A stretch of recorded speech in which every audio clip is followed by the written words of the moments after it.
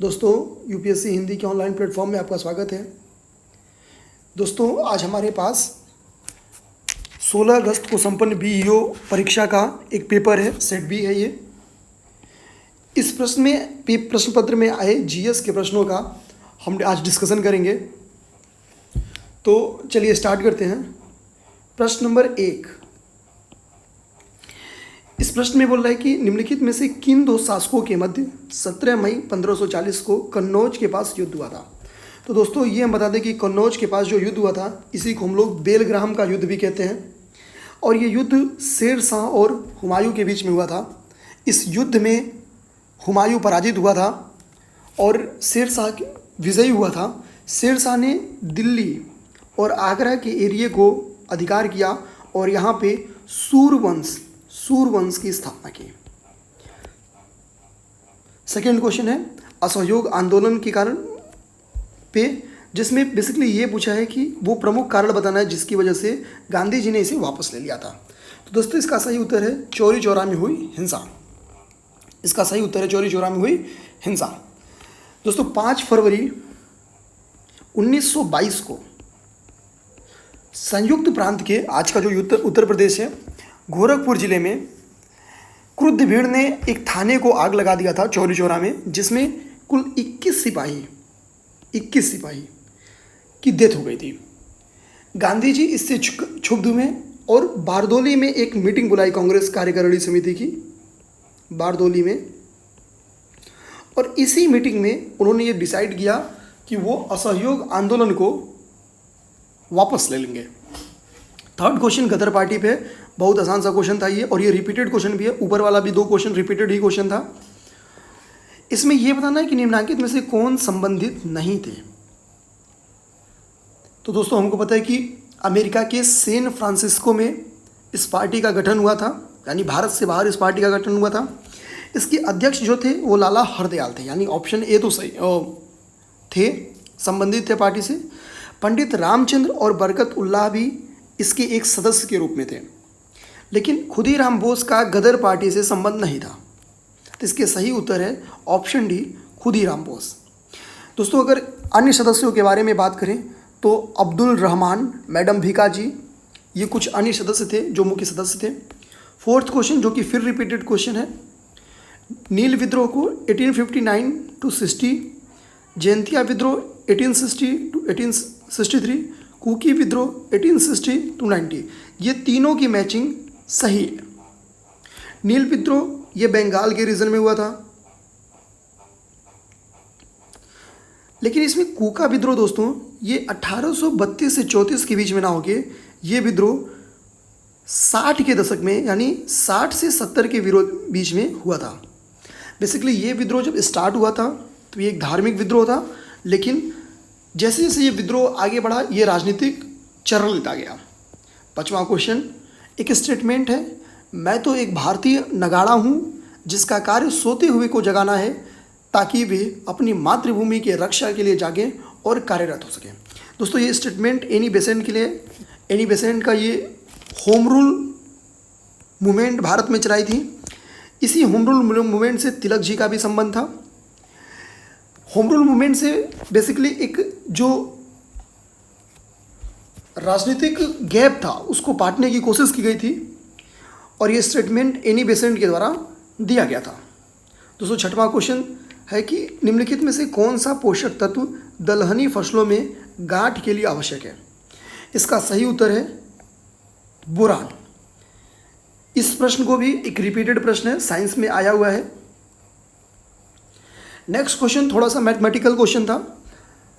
इसमें पूछ रहा है कि 1 किलोग्राम नत्रजन की आपूर्ति के लिए कितनी यूरिया की मात्रा, यानी हमको यूरिया की मात्रा बतानी है। दोस्तों, हमको ये याद रखना होगा कि 1 केजी यूरिया में 46% नाइट्रोजन होता है। तो दोस्तों, ऐसे में हम देखें तो 2 केजी यूरिया में 92% नाइट्रोजन होगा। 1 केजी नाइट्रोजन का मतलब अगर हम मान लेते हैं 100% 1 केजी को, तो यानी 2 केजी तो केवल 92% यूरिया में ही बन गया। अब 2.5 यानी दोस्तों हम लोग अगर ध्यान से देखें तो 1 केजी यूरिया में के बनने में हमको चाहिए 46%, तो यानी हाफ केजी यूरिया के बनने में हमको चाहिए 23%। यानी हम समझ सकते हैं कि 2.5 केजी अगर हम लोग यूरिया बनाएंगे तो 2 केजी में हमको नाइट्रोजन 92% चाहिए और हाफ केजी के लिए हमको 23% चाहिए। ऐसे में ये 100+ हो जा रहा है। हम देखेंगे तो 90, 20, 110 और 3, 2, 5, 115% नाइट्रोजन हो जा रहा है, जबकि हमको 1 किलोग्राम चाहिए, यानी 1 किलोग्राम को ही हम लोग 100% माने थे। तो यानी दोस्तों 2.5 केजी से हमको यूरिया कम बनेगी 1 केजी नाइट्रोजन में। तो 2.5 केजी से कम बनेगी, तो ऑप्शन 1 बचा 2.2 केजी। दोस्तों नेक्स्ट क्वेश्चन है ऊषर भूमि के संदर्भ में। हमको पता है कि अगर किसी लैंड पे लॉन्ग टाइम से काम नहीं किया गया है, कृषि नहीं की जा रही है, तो उसको ऊषर भूमि कहते हैं। कह रहा है कि चूने का प्रयोग किया जाता है इसको सुधार करने में, यानी इस मिट्टी को, उस लैंड को फर्टाइल करने में, उपजाऊ बनाने में चूने का प्रयोग किया जाता है। सेकेंड बोल रहा है कि इस मिट्टी की जो पीएच वैल्यू होती है, इस मिट्टी की जो पीएच वैल्यू होती है वो 7 से अधिक होती है। तो ये ऑप्शन सही है, क्योंकि ऊषर भूमि की जो पीएच वैल्यू होती है वो 8.5, लगभग 8.5 होती है। तो यानी ऑप्शन 2 तो सही है, ऑप्शन 2 सही है, यानी ऑप्शन डी और ऑप्शन सी गलत हो गया। अब ऑप्शन 3 को पढ़ते हैं। इस मिट्टी में धान की फसल उगाई जाती है। तो दोस्तों ऊषर भूमि में धान की फसल की जाती है, ये हम जानते हैं। तो ऑप्शन बी इसका राइट आंसर होगा। अब क्वेश्चन नंबर 9 पे हम लोग जाते हैं दोस्तों। तो ये कुछ लिखा हुआ है, इसको हम लोग मिटा देते हैं। तो क्वेश्चन नंबर 9 पे जाते हैं। इसमें कह रहा है कि फॉर्च्यून इंडिया ने के 500 जो निगमों की सूची आई थी उसमें सबसे बड़ी कंपनी बतानी है कि कौन सी थी। तो हमको पता है कि उसमें सबसे बड़ी कंपनी जो थी उसमें RIL यानी रिलायंस इंडस्ट्री लिमिटेड फर्स्ट थी, IOC सेकेंड थी और ONGC थर्ड थी, यानी oil and natural gas corporation. तो ये रैंकिंग थी।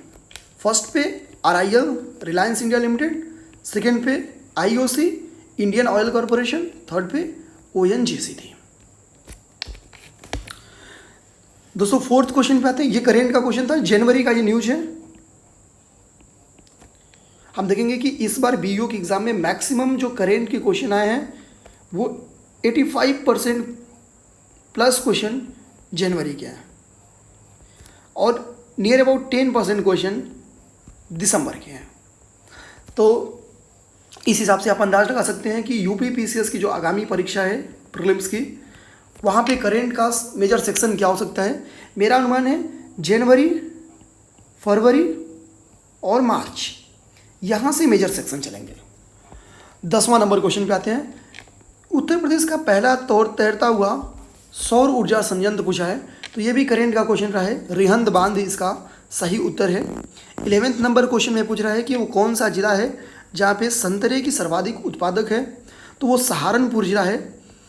12वें नंबर क्वेश्चन में पूछ रहा है निम्नलिखित नगरों में से किसमें दलहनी अनुसंधान संस्थान है। दलहन अनुसंधान संस्थान है तो कानपुर है। और हमको पता है कि उत्तर प्रदेश का जो एक ही IIT भी है वो भी कानपुर में ही स्थित है। नेक्स्ट क्वेश्चन 13th जो है वो मैचिंग है, संस्थान और अवस्थिति का मैचिंग है। ये काफ़ी आसान क्वेश्चन और काफ़ी रिपीटेड क्वेश्चन है। घटना चक्र में आपको आसानी से बैक ईयर क्वेश्चनों में मिल जाएगा, किसी भी बैक ईयर क्वेश्चन में। इसमें हम लोग देखें अगर तो भारतीय सब्जी अनुसंधान संस्थान, ये कई बार क्वेश्चन आया हुआ है। तो दोस्तों ये वाराणसी का है। अगर हम लोग B को 1 से मिला दें तो हमको सही आंसर मिल जाएगा C। यानी VV गिरी राष्ट्रीय, इस तरह से हम समझ सकते हैं कि D का 3 होगा। यानी क्षेत्रीय रेल प्रशिक्षण संस्थान कहाँ पे है, गाजीपुर में है।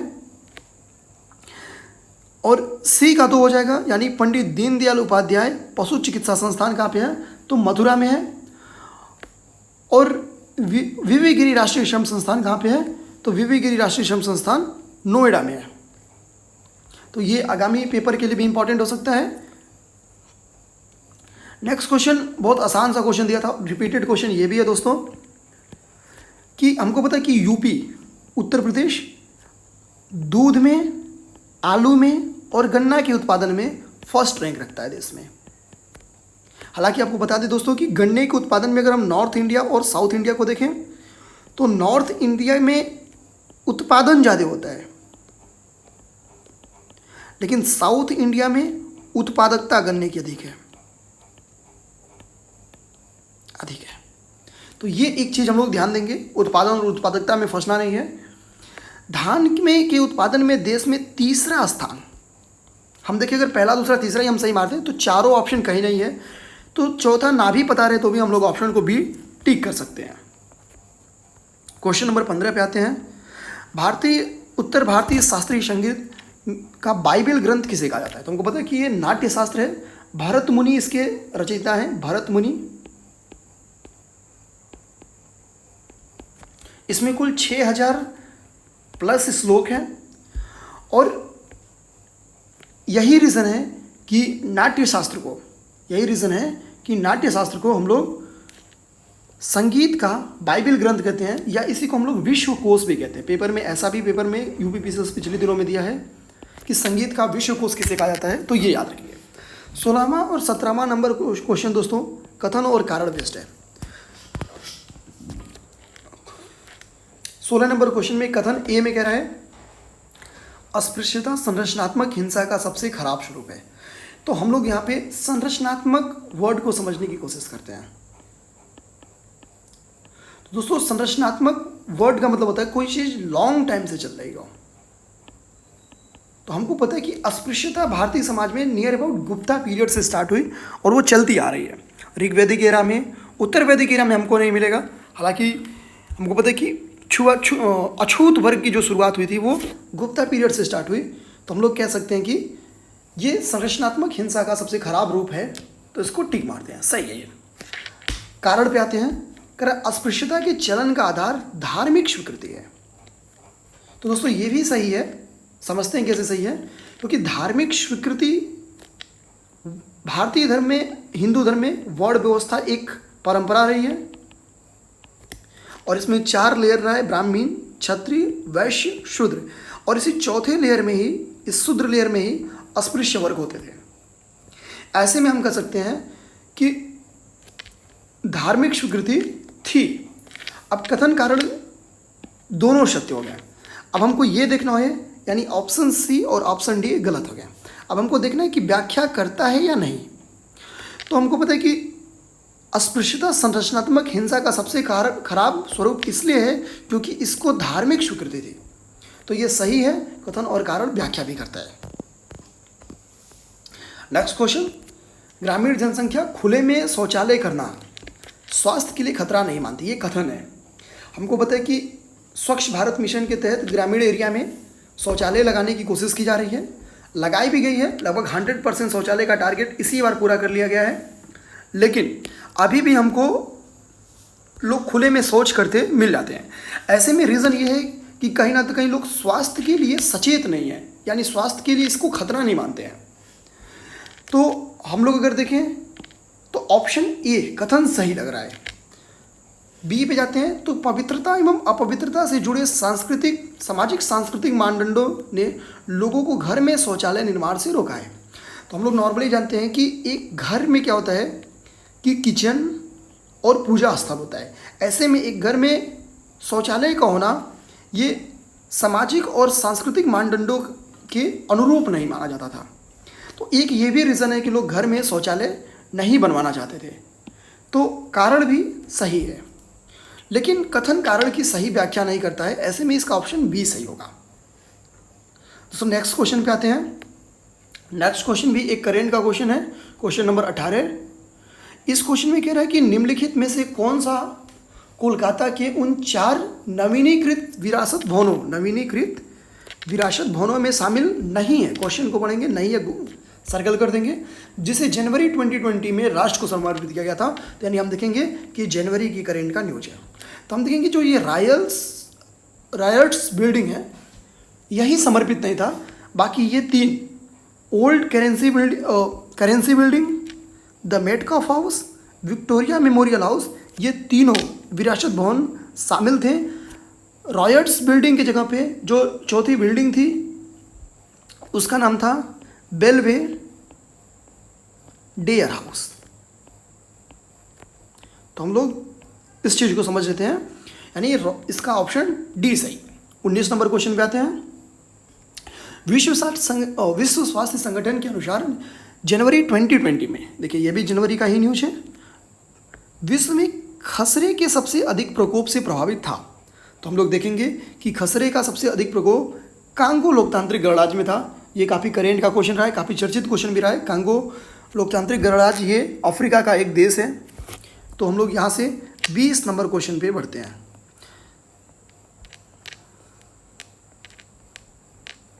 तो दोस्तों ये 20 नंबर क्वेश्चन आते हैं। 20 नंबर क्वेश्चन में पहला कह रहा है दोस्तों कि अफ्रीकी महाद्वीप कि किस देश में प्रथम महात्मा गांधी कन्वेंशन सेंटर जनवरी, देखिए ये भी जनवरी का क्वेश्चन है, स्थापित किया गया था। तो क्वेश्चन है कि प्रथम महात्मा गांधी कन्वेंशन सेंटर कहाँ। तो हम लोग देखेंगे दोस्तों कि इसका सही उत्तर है नाइजर। हमको पता है कि हमारे फॉरेन मिनिस्टर जो हैं वो हैं एस जयशंकर हैं, और एस जयशंकर ने नाइजर के जो राष्ट्रपति हैं उनके साथ मिलके एक संयुक्त रूप से महात्मा गांधी अंतर्राष्ट्रीय कन्वेंशन सेंटर का उद्घाटन किया था, और ये फर्स्ट था। तो ऐसे में ये इम्पोर्टेंट भी था, और आपको सारे वन लाइनर घटना चक्र में, करेंट अफेयर में ये क्वेश्चन मिल गया था। तो हम लोग नेक्स्ट क्वेश्चन है जनवरी का ही, वो भी देखेंगे हम। क्वेश्चन है कह रहा है कि मिशेल ओबामा को किस एल्बम हेतु ग्रैमी पुरस्कार दिया गया था। यानी मिशेल ओबामा ने कोई एल्बम लिखी थी, उसके लिए उनको ग्रैमी पुरस्कार दिया था, और वो था बिकमिंग। यानी ऑप्शन ए सही है, बिकमिंग एल्बम के लिए ग्रैमी पुरस्कार मिशेल ओबामा को दिया गया था। नेक्स्ट क्वेश्चन हम लोग आते हैं। विश्व आर्थिक मंच द्वारा जारी वैश्विक प्रतिस्पर्धा सूचकांक, ये ध्यान देंगे। तो पहली बात तो ये होगी कि विश्व आर्थिक मंच जारी करता है वैश्विक प्रतिस्पर्धा सूचकांक, सुमेलित नहीं है, पूछ रहा है। तो हम लोग देखेंगे कि स्विट्जरलैंड को फर्स्ट रैंक इसमें मिली है, सिंगापुर को थर्ड रैंक मिली है, इंडिया को 72 रैंक मिली है, पिछली बार इंडिया को 80 रैंक मिली थी। हम लोग ध्यान से अगर समझने की कोशिश करें तो इसमें इंडिया को जो मार्क्स मिला है, तो इंडिया को इसमें 40.42 के करीब में मार्क्स मिला है इंडिया को। लेकिन यूएसए को इस बार फोर्थ नहीं सेकेंड रैंक मिला है, जबकि पिछली बार यूएसए का रैंक 12 था। तो ये चीज़ हम लोग समझने की कोशिश करेंगे कि यूएसए इसमें गलत है, यूएसए का सेकेंड रैंक है। इसके बाद से दोस्तों नेक्स्ट क्वेश्चन है कि 100 global child prodigy award, 100 global child prodigy award जीतने वाली 13 वर्षीय लड़की सुचेता सतीश के संदर्भ में बताना था। सुचेता सतीश जिन्होंने 100 ग्लोबल चाइल्ड प्रोडिजी अवार्ड जीता था, वो पहला बोल रहा है कि दुबई की रहने वाली थी, और सेकंड बोल रहा है कि वो 120 भाषाओं में यानी 120 लैंग्वेज में वो गाना गा सकती थी, और वो यूएई यानी दुबई की रहने वाली थी। तो दोस्तों इसका दोनों स्टेटमेंट सही है, इसलिए ऑप्शन सी इसका सही उत्तर होगा। दोस्तों नेक्स्ट क्वेश्चन, यूएनएफसीसी की जो मीटिंग होती है कॉन्फ्रेंस ऑफ पार्टीज, उसके बारे में है। तो इसका सही उत्तर ग्लासगो है, COP26 ग्लासगो में प्रस्तावित है। मैड्रिड वाला जो था दोस्तों ये स्पेन की राजधानी है, यहाँ पे COP25 हुआ था। ये चीज़ ध्यान रखने की बात है कि COP25 हुआ था। नेक्स्ट क्वेश्चन, बांस एक जादुई घास के ऊपर है, तो हम लोग इसको समझने की कोशिश करेंगे। तो बांस एक जादुई घास के विषय पर एक 2 दिवसीय कार्यशाला आयोजित की गई थी। तो यही पूछा है कि ये कार्यशाला किस जगह पे, किस नगर में आयोजित की गई थी, ये बता दें कि ये भी जनवरी का ही क्वेश्चन है। तो ये जम्मू में आयोजित की गई थी, यानी ऑप्शन इसका सी सही है। इसका रीज़न था कि जम्मू की इकोनॉमी को बढ़ाना। नेक्स्ट क्वेश्चन ज्योग्राफिकल क्वेश्चन है कि अजरबैजान की राजधानी बाकू जो है वो सागर के किस तट के किनारे है? तो इस क्वेश्चन को हम लोग देखते हैं। तो हमको पता है कि इसका सही उत्तर है कैस्पियन सागर। हम देखेंगे कि कैस्पियन सागर के किनारे जो देश हैं, एक बार उसको नज़र डाल लेते हैं। तो वो अजरबैजान है, ईरान है, कजाक है, रसिया है और तुर्कमेनिस्तान है। यानी 5: अजरबैजान, ईरान, कजाकिस्तान, रशिया और तुर्कमेनिस्तान। तो कल को पेपर में ये भी आ सकता है। दोस्तों आप एक होमवर्क कर लेंगे कि काला सागर के चारों तरफ का देश देख लेंगे और अरल सागर का देख लेंगे। ये 2 देश काफ़ी, लेवेंटिन सागर का भी देख लेंगे, लेकिन 2 इसमें काला सागर और अरल सागर काफ़ी इंपॉर्टेंट है। तो क्वेश्चन नंबर 27 देखते हैं। थोड़ा पीडीएफ दोस्तों अरेंज नहीं है, ये भी दोस्तों रिपीटेड क्वेश्चन है, आपको आसानी से घटना चक्र में मिल जाएगा। दोस्तों हमको पता है कि जो वेल्ड है वो अफ्रीका की घास का मैदान है। तो अगर हम लोग डी को 2 से मैच करा दें तो हमको सीधा आंसर मिल जाएगा सी। तो ये बहुत आसान क्वेश्चन था, वेल्ड, और चारों ऑप्शन इसमें बहुत आसान रखे गए थे जो कि रिपीटेड क्वेश्चंस रहे हैं। तो इसका आंसर हो जाएगा सी अंग, क्योंकि वेल्ड जो घास का मैदान है वो अफ्रीका में पाया जाता है।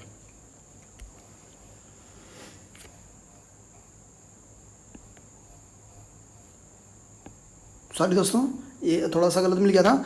तो डी, 1 सेकेंड, वेल्ड अफ्रीका में पाया जाता है, तो डी का 2 है दोस्तों। तो ये 2 ऑप्शन कट गया। अब हमारे पास ऑप्शन बचे हैं, या तो ए सही होगा या तो डी सही होगा। इसके पास हम देखें तो स्टेपीज है। तो स्टेपीज यूरोप की, हम कह सकते हैं कि एकमात्र या सबसे इम्पॉर्टेंट भी बोल सकते हैं, सबसे महत्वपूर्ण जो वहाँ पे घास का मैदान है वो स्टेपीज है। यानी बी का 4 होगा। तो बी का 3, क्योंकि यूरोप 3rd नंबर पे है। तो इस तरह से आंसर ए सही हो गया। तो दोस्तों 27 नंबर में हम लोग ध्यान दे लेंगे कि ऑप्शन ए सही है, ना कि ऑप्शन डी, क्योंकि स्टेपीज यूरोप की है और वेल्ड अफ्रीका का है। तो बी का 3 हो जाएगा और डी का 2 हो जाएगा। नेक्स्ट क्वेश्चन जनजातियों पे था। अक्सर ये क्वेश्चन पेपर में 1-2 आता ही रहता है, यूपी पीसीएस में भी आता रहता है। तो हम लोग यूपी पीसीएस की तैयारी करते समय ध्यान लेंगे कि जनजातियों, कुछ अन्य जनजातियों के नाम याद कर लेंगे। हालांकि इसमें जो जनजाति दिया था वो बिल्कुल रिपीटेड क्वेश्चन था, बहुत ही आसान क्वेश्चन था, क्योंकि हमको पता है कि जो बुशमैन जनजाति है वो कलाहारी की है। कितनी बार इस पेपर में आया है, और ये मल्टी टाइम हम कह सकते हैं कि रिपीटेड क्वेश्चन रहा है। ऐसे में बी का 4 हम लोग देखेंगे तो बी में एक ही आंसर है और वो है 4। तो हम लोग आसानी से इस ऑप्शन को टिक कर सकते हैं कि इसका जो सही आंसर हो जाएगा वो हो जाएगा सी, क्योंकि बुशमैन कालाहारी के हैं।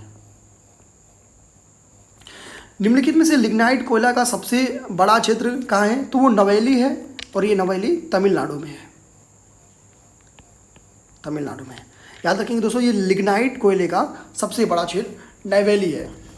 भारत की निम्नलिखित नदियों में से कौन सी दामोदर नदी की सहायक नहीं है? नेक्स्ट क्वेश्चन है कि भारत की निम्नलिखित नदियों में से कौन सी दामोदर की सहायक नहीं है? तो दोस्तों हमको ये पता है कि इंद्रावती एक महत्वपूर्ण रिवर है जो कि गोदावरी की सहायक है। गोदावरी की सहायक है। तो गोदावरी की अन्य सहायक नदियां दोस्तों होमवर्क के तौर पे आप कर जाएंगे, ये यूपी पीसीएस के लिए इंपॉर्टेंट हो जाएगा। बाकी दामोदर की शेष सहायक बराकर, जमुनिया और बारकी, ये तीनों सहायक नदियां हैं, लेकिन इंद्रावती गोदावरी की है। तो इसका सही ऑप्शन हो जाएगा बी। नेक्स्ट क्वेश्चन 31 दोस्तों, इसमें नहर परियोजना लिखा है और बताना है कौन सा सुमेलित नहीं है। तो हमको पता है कि जो घाट प्रभा नहर परियोजना है वो कर्नाटक की है, तो ये सही है। घाट प्रभा नहर परियोजना कर्नाटक की है। उकाई नहर परियोजना जो है वो गुजरात की है, ये भी सही है दोस्तों। नीरा नहर परियोजना ये महाराष्ट्र की है, ये भी सही है दोस्तों। लेकिन ऑप्शन डी सही नहीं है, इसका सही ऑप्शन यही होगा डी, क्योंकि जवाई परियोजना तमिलनाडु में ना होकर राजस्थान में है। तो दोस्तों जवाई परियोजना राजस्थान में है, तो 31 का ऑप्शन हो जाएगा डी। 32 नंबर क्वेश्चन पे, निम्नलिखित में से कौन सा सही है, इसमें राइट ऑप्शन बताना है दोस्तों। हालांकि इस प्रश्न पे एक डाउट है, अब देखते हैं डाउट क्या है।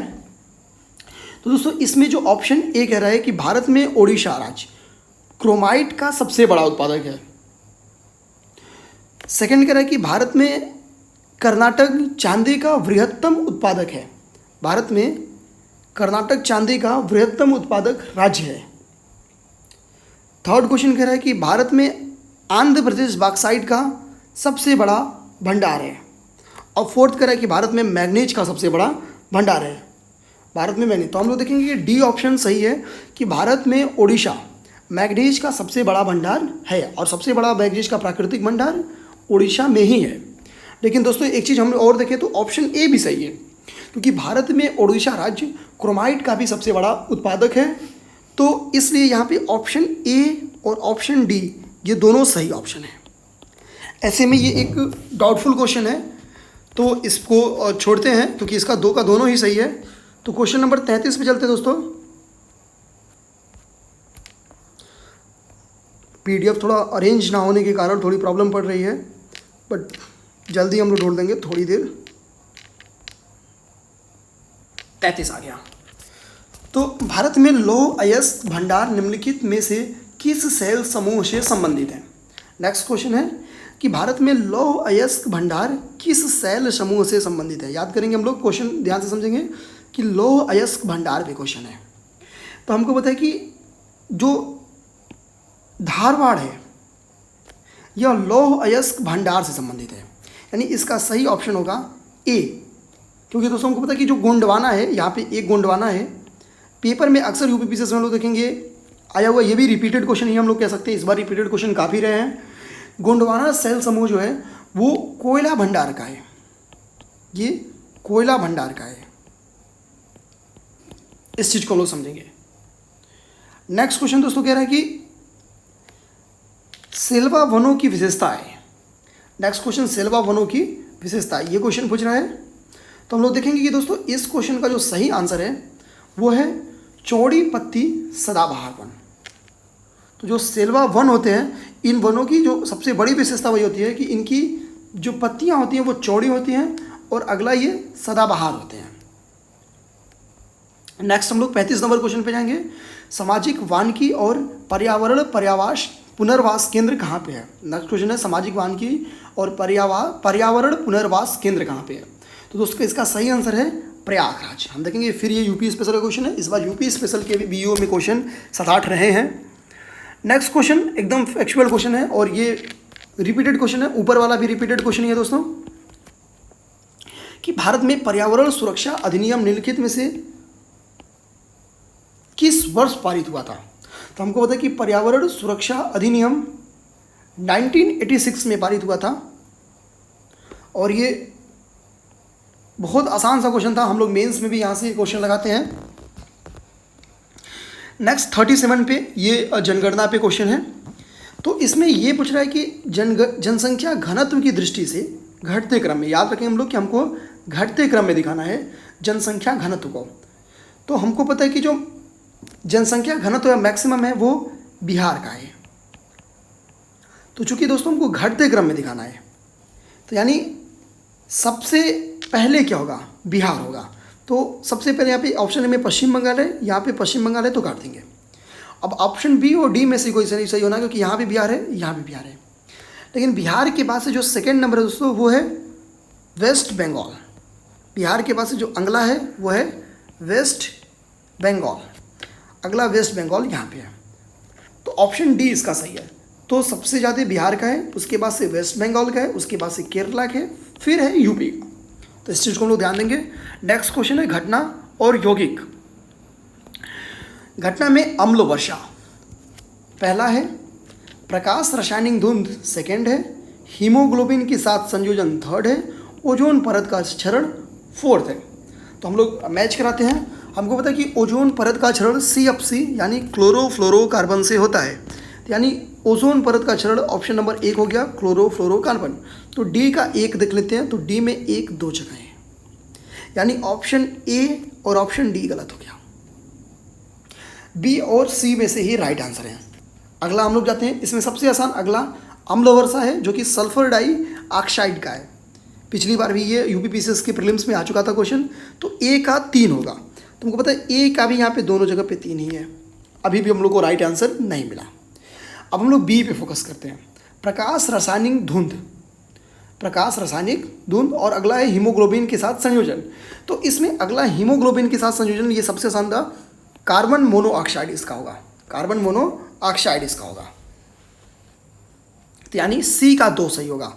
तो हम लोग सी के 2 पे जाएंगे, सॉरी हाँ सी के 2 पे जाएंगे, क्योंकि हीमोग्लोबिन के साथ संयोजन कार्बन मोनोऑक्साइड का है। तो सी के 2 पे जाएंगे, तो 2 यहाँ पे है। तो इस तरह से हम लोग देख लेंगे कि ऑप्शन सी इसका सही हो जाएगा।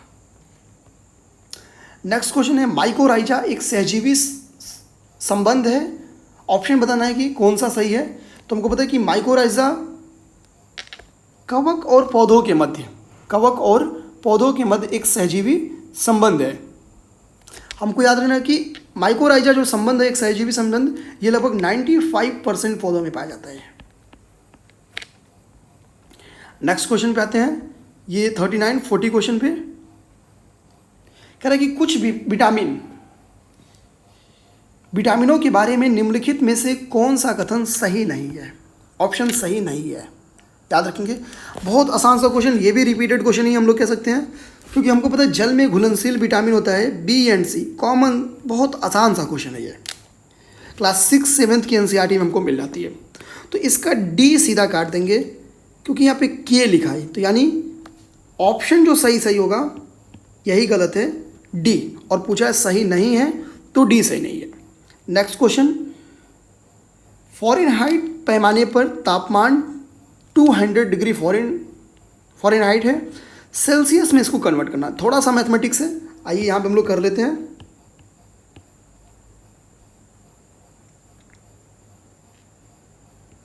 ठीक है, यहाँ पे दोस्तों हमको फ़ारेनहाइट में टेम्परेचर को दिया है और उसको हमको सेल्सियस में कन्वर्ट करना है। हमको पता है कि एक फार्मूला होता है, सेल्सियस इक्वल्स टू 5/9 F-32। हमको पता है कि फ़ारेनहाइट यहाँ पे कितना है, तो फ़ारेनहाइट यहाँ पे 200 डिग्री फ़ारेनहाइट है।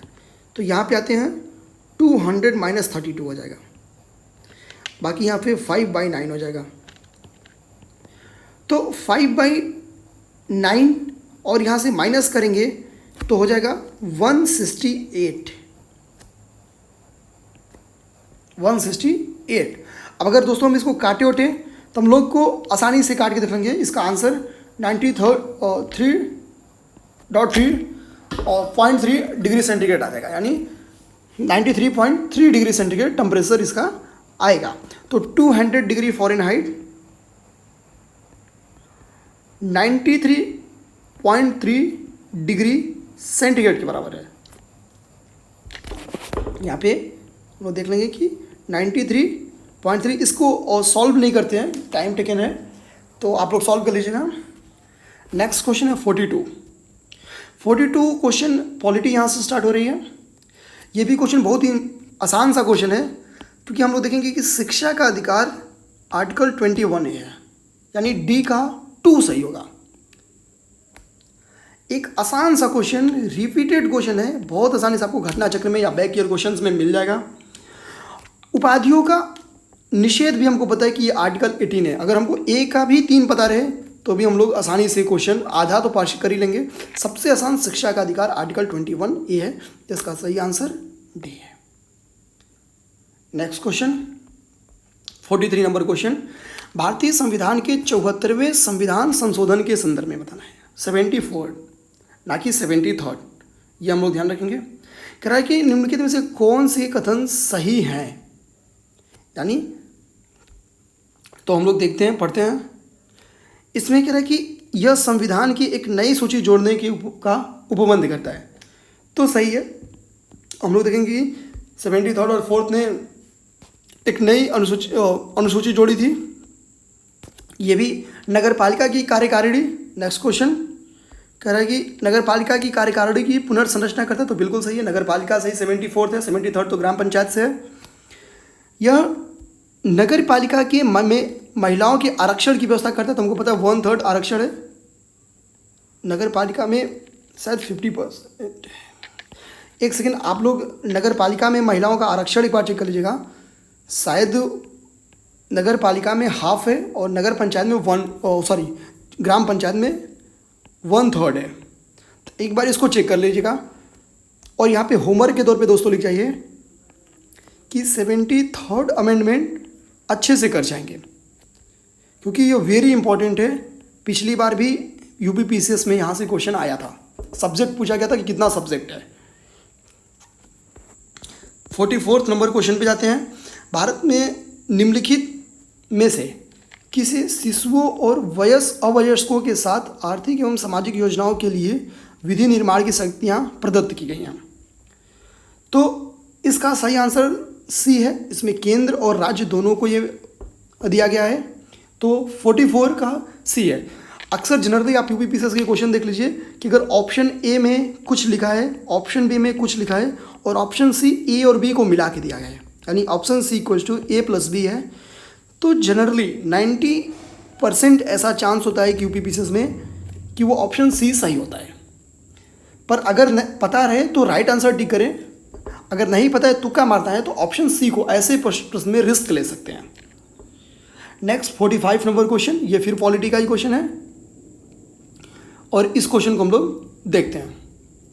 इसमें ऑप्शन डी पे अगर हम लोग जाएं, तो कह रहा है कि राज्य की लोक सेवाओं में न्यायपालिका को कार्यपालिका से पृथक करना।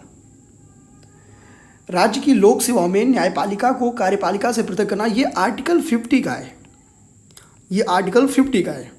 तो अगर हम लोग आर्टिकल 50 खोजें तो हमको डी का 3 नज़र आएगा और डी का 3 यहाँ पे एक ही दिख रहा है, तो हम लोग आसानी से ऑप्शन बी को टिक कर सकते हैं। और अगर हम लोग बाकी ऑप्शन पे चलते हैं तो अंतर्राष्ट्रीय विधि के प्रति आदर बढ़ाना, तो अंतर्राष्ट्रीय विधि के प्रति आदर बढ़ाना ये आर्टिकल 51 ग का है, 51 ग यानी 2 का है, तो यानी कि हम समझ सकते हैं ए का 2 हो जाएगा, ए का 2 भी है। प्राणियों के प्रति दया भाव रखना, तो प्राणियों के प्रति दया भाव रखना ये अनुच्छेद 51 क 6 का है, यानी 4 का है। तो हम लोग इस तरह से देखते हैं। अब हम लोग ध्यान से देखेंगे कि आर्टिकल 51 किस भाग में है, ये होमवर्क कर लेते हैं, क्योंकि हम लोग देखेंगे अक्सर डीपीएसपी से क्वेश्चंस बने हैं। तो एक बार हम लोग डीपीएसपी में जो अन्य प्रावधान है उसको देख लेंगे। नेक्स्ट क्वेश्चन 46, तो ये मैथमेटिक्स और रीजनिंग है, हम लोग इसके लिए अलग से करेंगे। 57 भी वही है, 58 भी वही है, 49 भी वही है, 50 भी वही है, 51 भी 51 कह रहा है कि रायसीना डायलॉग, तो यहाँ से 51 से नया क्वेश्चन स्टार्ट हो रहा है। तो 51 कह रहा है कि रायसीना डायलॉग जो कि जनवरी में होता है, देखिए ये भी क्वेश्चन जनवरी का ही है। मुख्य विषय निम्नलिखित में से कौन सा था, तो वो navigation the alpha century, navigation the alpha century, यही इसका राइट आंसर है 51 का सी। तो इसका विषय यही था, नेविगेशन द अल्फा सेंचुरी। 52 नंबर क्वेश्चन, जो कि ये भी करेंट का क्वेश्चन रहा है कि विश्व रैपिड शतरंज प्रतियोगिता जीतने वाली प्रथम भारतीय महिला। अक्सर हम लोग देखेंगे, हम लोग उन क्वेश्चंस को हमेशा यूपीपीसीएस में इंपॉर्टेंट माने जो प्रथम भारतीय महिला होती हैं। ऐसे क्वेश्चंस अक्सर लेडीज़ पे अगर हम लोग याद कर जाएंगे, ऐसे क्वेश्चंस आते हैं तो वो हमेशा यूपीपीसीएस के लिए इंपॉर्टेंट रहे हैं। तो प्रथम भारतीय महिला रैपिड शतरंज प्रतियोगिता जीतने वाली जो रही हैं, उसका सही आंसर है कोनेरू हम्पी, ऑप्शन ए सही है। ये भी हमको आसानी से घटना चक्र में मिल गया होगा, क्योंकि ये बहुत इंपॉर्टेंट क्वेश्चन था। और नेक्स्ट है 53 नंबर क्वेश्चन, नीति आयोग द्वारा हाल ही में सतत विकास लक्ष्य यानी एसडीजी सूचकांक 2019 के अनुसार कौन सा राज्य प्रथम स्थान पर है। यानी एसडीजी में फर्स्ट रैंक कौन आया है, तो हम लोग देखेंगे केरला आया है। एसडीजी में फर्स्ट रैंक कौन आया है, तो एसडीजी में फर्स्ट रैंक जो है वो केरला आया है, और सेकेंड रैंक पे हिमाचल प्रदेश आया है, और थर्ड पे आंध्र प्रदेश आया है। तो ये इंपॉर्टेंट आगे फिर हो सकता है पेपर में एसडीजी। तो अगला एक होमवर्क लिख लेते हैं कि जो 17 सस्टेनेबल डेवलपमेंट गोल्स हैं, एक बार उसको पढ़ लेंगे, क्योंकि पिछली बार हम लोग देखे थे कि एसडीजी 6 पे क्वेश्चन आ गया था यूपीपीसीएस प्रीलिम्स में। तो ऐसे में एक बार एसडीजी पे नज़र फेर लेने का काम है। 54 नंबर क्वेश्चन पे आते हैं। कह रहा निम्नलिखित में से किस दिन में जनवरी 2020 की, ये भी जनवरी का क्वेश्चन है, भारतीय नौसेना ऑप्शनल ऑपरेशन वनीला चला था। काफ़ी इंपॉर्टेंट और काफ़ी आसान क्वेश्चन था। मेडागास्कर। नेक्स्ट क्वेश्चन है 55। निम्नलिखित देशों में से किस देश ने दिसंबर 2019 में G20 देशों की अध्यक्षता जापान से प्राप्त की। निम्नलिखित देशों में से किस देश ने दिसंबर 2019 में G20 देशों की अध्यक्षता जापान से प्राप्त की। तो इसका सही आंसर है सऊदी अरब। इसका सही आंसर है सऊदी अरब। तो देखिए पहला ऐसा क्वेश्चन हमको मिला जो दिसंबर का क्वेश्चन था। अब तक जितना भी क्वेश्चन करेंट हम लोग पाए हैं मैक्सिमम किसका था, जनवरी का था। नेक्स्ट है 56 नंबर। अब थोड़ा सा हम लोग G20 के बारे में होमवर्क रख लेंगे कि G20 के बारे में हम लोग पढ़ लेंगे, G7 के बारे में पढ़ लेंगे। ये होमवर्क हो गया, होमवर्क हो गया। नेक्स्ट है ऊर्जा संयंत्र और ऊर्जा के प्रकार। इसमें हम लोग चर्चा करेंगे कि ऊर्जा संयंत्र और ऊर्जा के प्रकार। इसमें मैचिंग पे क्वेश्चन है और देखना है कि कौन सा सही है। तो पहला कह रहा है चमेरा, दूसरा कह रहा है कि ग्वाल पहाड़ी। तो हमको पता है कि चमेरा जो है वो एक ज्वारीय ऊर्जा है। सबसे आसान इसमें कुदानकुलम था, ये कुदानकुलम एक आणविक ऊर्जा है। ये कई बार रिपीटेड क्वेश्चन है पीसीएस का। तो यानी हम लोग सी का एक अगर देखें तो हमको एक ही ऑप्शन मिलेगा और सीधा हम लोग टिक कर देंगे। तो दोस्तों इस बार हम लोग देखिए रिपीटेड क्वेश्चन बीओ में काफ़ी चले हैं, तो इसलिए बैक ईयर क्वेश्चन को यूपी पीसीएस में इस बार फिर से इंपॉर्टेंट मान के चलेंगे। बैक ईयर क्वेश्चन गलत नहीं होने चाहिए। इस बार हम लोग बीईओ के पेपर में भी देख रहे हैं कि कई सारे बैक ईयर क्वेश्चंस डायरेक्टली आए हैं। तो इसका सही आंसर हो गया डी, यानी चमेरा जलीय ऊर्जा है, ग्वाल पहाड़ी सौर ऊर्जा है, पतरातु तापीय ऊर्जा है। तो इसमें आसान से पहुंचने का एक ही तरीका था, कदानकुलम एक ही पता रहता तो आंसर मिल जाता। नेक्स्ट क्वेश्चन पे आते हैं। फिर ये क्वेश्चन कथन और कारण का है। कह रहा है कि भारतीय भूगर्भ सर्वेक्षण के अनुसार भारत में सभी कोटि के कोयले का कुल भंडार 293.50 टन है। भारतीय भूगर्भ सर्वेक्षण के अनुसार भारत में सभी कोटि के कोयले, इस पॉइंट को नोट करेंगे, सभी कोटि के कोयले। तो हमको पता है कि भारत में एक तो सारे कोटि के कोयले पाए जाते हैं। दूसरी रीजन पे अगर हम लोग जाएं तो कह रहा है कि देश के कोयले के कुल प्रमाणित भंडार का आधा से अधिक दो राज्य झारखंड और ओडिशा में है। तो हम लोग सही है, हम लोग को पता है कि मैक्सिमम झारखंड और ओडिशा में है। तो हम लोग नेक्स्ट होमवर्क हम लोग का हो गया कि झारखंड और उड़ीसा में कोयले की खानों के को तैयार कर लेंगे। यूपी पीसीएस के लिए बड़ा इंपॉर्टेंट है। जैसे झारखंड में झरिया है, तो इस तरह से थोड़ा हम लोग तैयार कर लेंगे। आगे क्वेश्चंस भी इस पे आए हैं तो वहाँ पे हम लोग इसको डिस्कशन भी कर लेंगे, लेकिन इसको मतलब तैयार कर लेने का काम है। नेक्स्ट क्वेश्चन है 58 नंबर क्वेश्चन। तो 58 नंबर क्वेश्चन में भी मैचिंग है और ये जनजाति और अवस्थिति पे क्वेश्चन है। तो दोस्तों इसको करते हैं। इसमें पहला जो जनजाति है वो है जरवा, दूसरा है कुकी। कुकी विद्रोह अभी हम लोग ऊपर पढ़े भी हैं। तो यहाँ से ध्यान से अगर हम लोग कुकी पे ही जाएं तो कुकी मणिपुर की एक महत्वपूर्ण जनजाति है और बीच के दिनों में पूरी साल ये चर्चा में रही है। तो कुकी इसलिए अगर हम लोग मणिपुर करें तो बी का 3 हो जाएगा। हम लोग देखेंगे कि इस तरह से ऑप्शन सी और डी कट जाएगा। और सी का 1 हो जाएगा, तो सी का जाएगा, यानी थारू। थारू उत्तर प्रदेश की है। ये भी एक बहुत ही रिपीटेड क्वेश्चन है, हम कह सकते हैं। अब बचा हमारे पास 2 जनजाति, जरवा और गोंड। तो सबसे इंपॉर्टेंट हमको पता है कि जारवा जो है वो अंडमान निकोबार की है। एक एंटीलीज करके भी एक जनजाति है जो कि अंडमान निकोबार की है। तो अंडमान निकोबार में 2-3 जनजातियाँ पाई जाती हैं।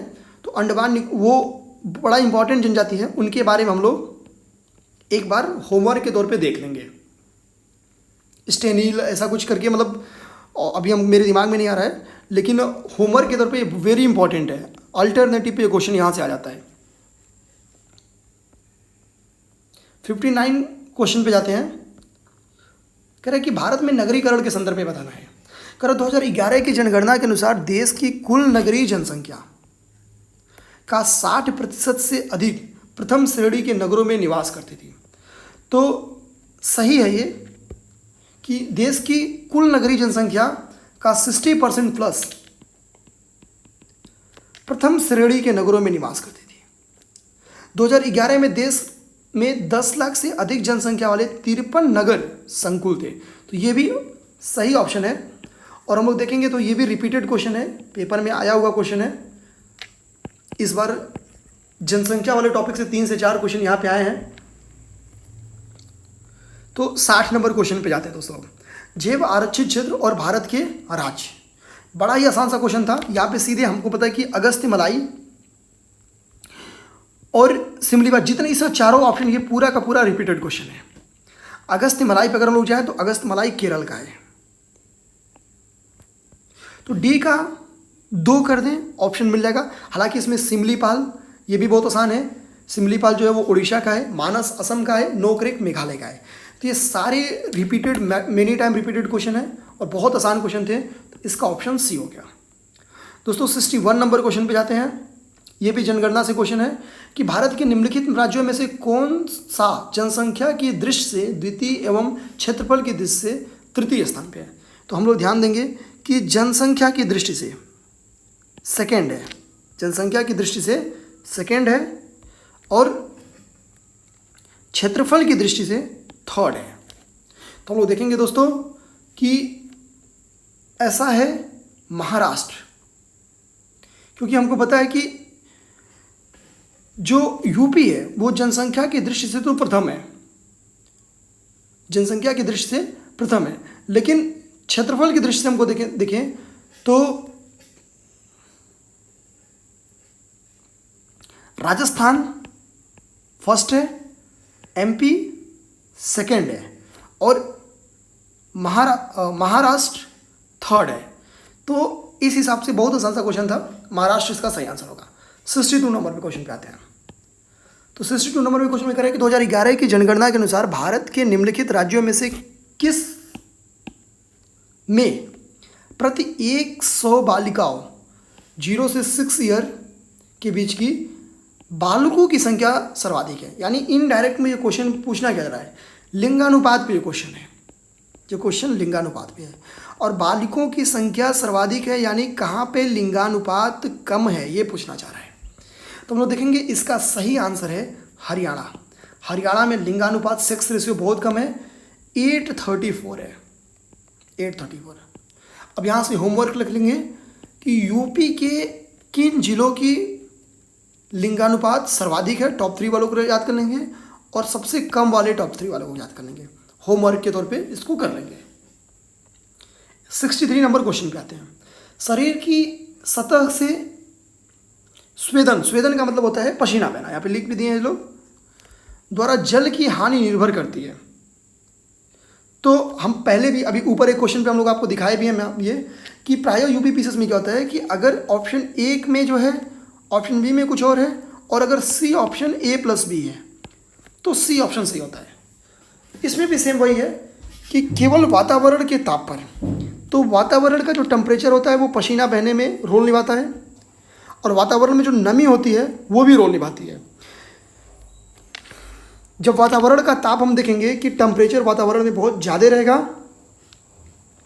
तो हमारा शरीर क्या करता है कि पसीना मुक्त करता है, बॉडी टेम्परेचर को नियंत्रित करने के लिए, कंट्रोल करने के लिए। और जब वातावरण में नमी ज़्यादा रहती है, नमी, और जब वातावरण में नमी ज़्यादा रहेगी तो नमी की मात्रा जितनी अधिक होगी हमारे पास पसीना भी उतना ही अधिक निकलेगा। यानी हम कह सकते हैं कि नमी और टेम्परेचर ये दोनों ही स्वेदन को डिसाइड करता है। ये रिपीटेड क्वेश्चन है, आया हुआ क्वेश्चन है, तो इसको भी हम लोग ध्यान दे देंगे। ये एनसीईआरटी का क्वेश्चन है, क्लास 7th या 8th की ये एनसीईआरटी का क्वेश्चन है दोस्तों।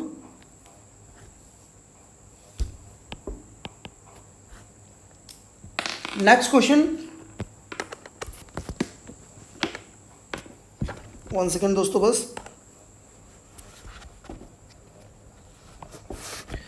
नेक्स्ट क्वेश्चन है कि निम्नलिखित में से कौन सा तत्व पौधों में पोषक तत्व नहीं है। 64th क्वेश्चन जो है, निम्नलिखित में से कौन सा तत्व पौधों में पोषक तत्व नहीं है। तो दोस्तों इसका सही उत्तर है डी, मैग्नीशियम। मैग्नीशियम पौधों में पोषक तत्व नहीं है, क्योंकि पौधों में जो पोषक तत्व होते हैं वो होता है बोरान होता है, कॉपर होता है, आयरन होता है, मैग्नीज होता है, मॉलिब्डेनम होता है, और और एक जिंक होता है। तो हम लोग 5-6 नाम तो याद ही कर लेते हैं, boron, chlorine, copper, iron, manganese, zinc, ये नाम याद कर लेते हैं। तो दोस्तों इसमें भी हम लोग देखें तो आयरन तो है ही, इसमें कॉपर भी है, मैग्नीज भी है। कुछ नाम जो हम और बोले वो याद कर लेते हैं, तो वो है बोरान, क्लोरीन, आयरन मिल भी गया, और जिंक। तो इस तरह से ऑप्शन डी नहीं मिला और यही इसका सही आंसर है। हीमोग्लोबिन के संबंध में निम्नलिखित में से कौन सा सही नहीं है। ऑप्शन इसका ये हमको बताना है, 65 नंबर क्वेश्चन है। तो इसका सही उत्तर है सी, हीमोग्लोबिन के संदर्भ में यह कुछ अम्लीय होता है। हमको पता है कि हीमोग्लोबिन का जो पीएच होता है वो 7.1 से 7.4 के बीच में होता है, और हम पहले ही पीएच वैल्यू के बारे में पढ़ चुके हैं दोस्तों। यहाँ पे देख लेते हैं एक बार कि जब 7- यानी 7 से कम जब पीएच होता है तो वो अम्लीय होगा प्रकृति में, और जब 7+ होगा तो वो क्षारीय होगा प्रकृति में। यानी हम कह सकते हैं कि हीमोग्लोबिन अपने नेचर में कैसा होता है, क्षारीय होता है। तो इसका ऑप्शन सी सही है। 66 नंबर क्वेश्चन में आएंगे, रक्त में ग्लाइकोसिलेटेड हीमोग्लोबिन HbA1c का मापन निम्नलिखित में से किसके प्रबंधन के लिए आवश्यक है। तो इसका सही आंसर है मधुमेह। तो रक्त में ग्लाइकोसिलेटेड हीमोग्लोबिन का मापन मधुमेह प्रबंधन के लिए आवश्यक है। अब नेक्स्ट क्वेश्चन 67 पे आते हैं। कह रहा भारतीय संविधान में निम्नलिखित में से किस कर्तव्य को मौलिक कर्तव्य के रूप में निर्धारित किया गया है। हमको पता है कि आयकर अदा करना ये शामिल नहीं है, वोटिंग करना कर्तव्य ये नहीं शामिल है, तो हम लोग सेकेंड ऑप्शन को एलिमिनेट करते हैं और इजीली हम लोग पहुंच जाएंगे आंसर पे, डी सही है। 68 नंबर क्वेश्चन फिर वही कथन और कारण का क्वेश्चन है। तो 68 नंबर क्वेश्चन के जो कथन का क्वेश्चन है वो कह रहा है कि भारत में मंत्रिपरिषद संयुक्त रूप से लोकसभा और राज्यसभा दोनों के प्रति उत्तरदायी है, दोनों के प्रति उत्तरदायी है। इस पर हम लोग फोकस करेंगे, जबकि हमको पता है कि जो मंत्रिपरिषद है वो लोकसभा के प्रति उत्तरदायी है। ऑप्शन ए गलत हो गया। ऑप्शन बी कह रहा है कि लोकसभा और राज्यसभा दोनों के सदस्य संघीय सरकार में मंत्री बनने की पात्रता रखते हैं। तो ये सही है, बहुत आसान है। तो इस तरह से हम लोग देखेंगे तो ऑप्शन डी इसका सही है। बहुत आसान क्वेश्चन था, मतलब हम कह सकते हैं कि अगर इस पेपर के 5 आसान क्वेश्चन खोजा जाए तो उनमें से एक था। 76 अभी नहीं करेंगे क्योंकि ये मैथमेटिक्स का क्वेश्चन है, इसके लिए स्पेशल करेंगे। 77 का भी वही हाल है, 78 भी मैथमेटिक्स है। 79 नंबर क्वेश्चन पे जाते हैं। हम लोग सॉरी 68 के बाद से ये अरेंज नहीं है, तो 69 नंबर क्वेश्चन पे पहले जाते हैं, फिर उस पे आते हैं। 69 नंबर क्वेश्चन यहाँ पे है दोस्तों, सॉरी। तो 69 नंबर क्वेश्चन पे अगर हम लोग जाएं तो कह रहा है कि पंचायती राज पर गठित निम्नलिखित समितियों को कालानुक्रम बताइए। तो हमको पता है कि सबसे पहले जो समिति बनी थी वो मेहता समिति थी। अब बताते हैं कि यहाँ पे 2 मेहता हैं। तो सबसे पहले BR मेहता थे, फिर अशोक मेहता थे। सबसे पहले BR मेहता थे, बलवंत राय मेहता थे, फिर अशोक मेहता थे। तो यानी अगर हम 3 के बाद 4 खोजें तो एक ही ऑप्शन है C, और सही मार देंगे। उसके बाद से 70 नंबर क्वेश्चन पे जाए। भारतीय संविधान का कौन सा भाग केंद्र और राज्यों के मध्य वित्तीय संबंधों का विवरण प्रस्तुत करता है? तो ये भी बहुत आसान सा क्वेश्चन है, भाग 12। अब दोस्तों आपका होमवर्क है कि भाग 11 में क्या है, भाग 12 में क्या है, भाग 10 में क्या है, भाग 11 में क्या है, भाग 13 में क्या है, इसको पता कर लेंगे, क्योंकि ये PCS के लिए, UP PCS के लिए बड़ा इंपॉर्टेंट हो सकता है। दोस्तों होमवर्क जरूर कर लीजिएगा।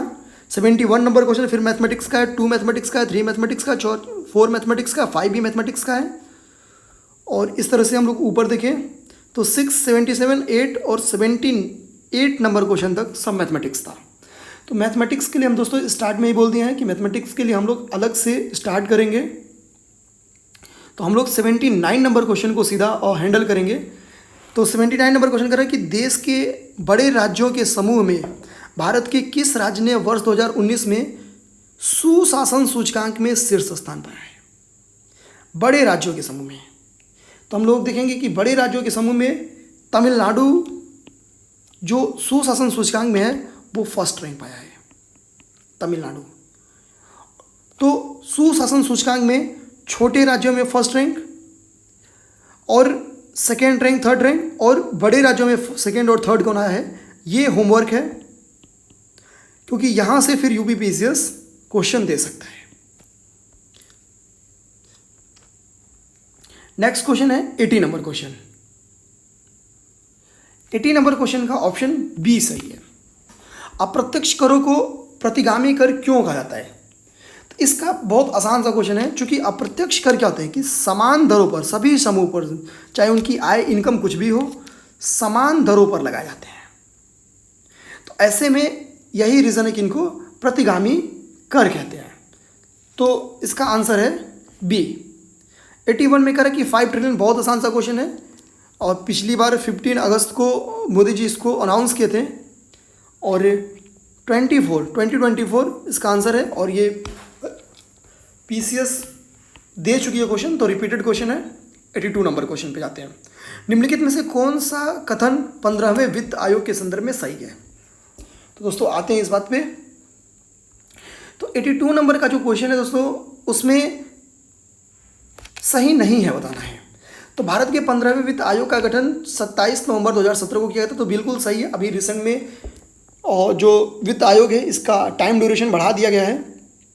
सेकेंड NK सिंह है, तो बिल्कुल सही है कि NK सिंह ही है। थर्ड, आयोग की अनुशंसाएं 2020 से 25 तक 5 वर्षों की अवधि के लिए होंगी, तो बिल्कुल सही। तीसरा भी NK सिंह है, ये भी सही है। 2017 में इसका गठन किया गया था, ये भी सही है। और इसकी अनुशंसाएं 20 से 25 तक की अवधि तक होंगी, तो ये भी सही है। ऑप्शन D यानी इसका गलत है। आयोग इसमें कह रहा है कि आयोग को 30 अक्टूबर 2020 तक अपना प्रतिवेदन प्रस्तुत करने के लिए, ठीक है। तो ये वाला ऑप्शन गलत है, ऑप्शन D, क्योंकि ऊपर का 3 सही है, तो 4th गलत है। 83rd number question. 83rd number question, यहाँ से हिस्ट्री स्टार्ट हो गया, और हिस्ट्री के भी बहुत आसान क्वेश्चन इस बार पेपर में आए हैं। तो हम लोग 83rd नंबर क्वेश्चन पे आते हैं। हमको पता है कि जो पूरा का पूरा पल्लव शासक थे, तो उसमें महेंद्र वर्मन फर्स्ट, इसमें से दिए गए में से महेंद्र वर्मन टॉप पे थे। तो अगर हम लोग एक को स्टार्ट में रख लें, ठीक है, और ये पूछ क्या रहा है कि व्यवस्थित करना है कालानुक्रम के हिसाब से, तो महेंद्र वर्मन फर्स्ट थे। तो